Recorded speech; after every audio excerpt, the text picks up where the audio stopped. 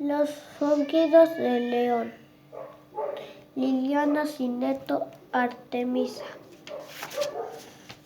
En la selva, cuando llega la noche y el cielo se pone negro, negro, y se asoma la luna redonda y plateada entre los árboles, y a todos les da un poco de sueño.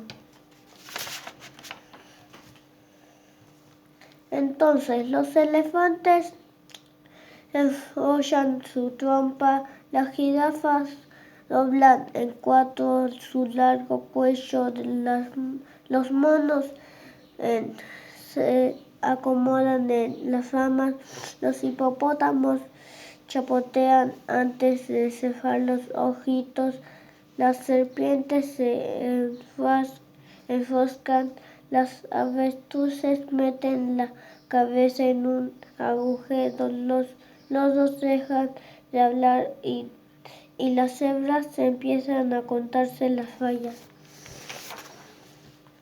¿Por qué todos quieren dormir?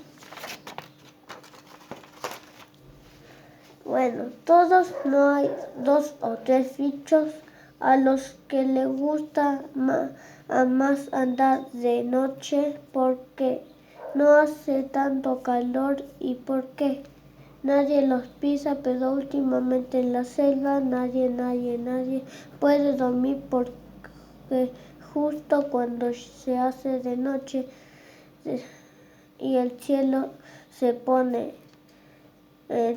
negro, negro, y se asoma la luna redonda y plateada, se oyen unos ruidos terribles. Unos ruidos como nunca antes se habían escuchado en la selva, unos ruidos tan fuertes que despiertan a todos. Son los ronquidos del león. Y aunque todos se tapan las orejas, aunque al león le suena la nariz, o mejor dicho, el hocico, aunque le dan tecito con miel para la garganta, aunque lo ponen boca arriba o boca abajo, de costado, el león sigue roncando como loco.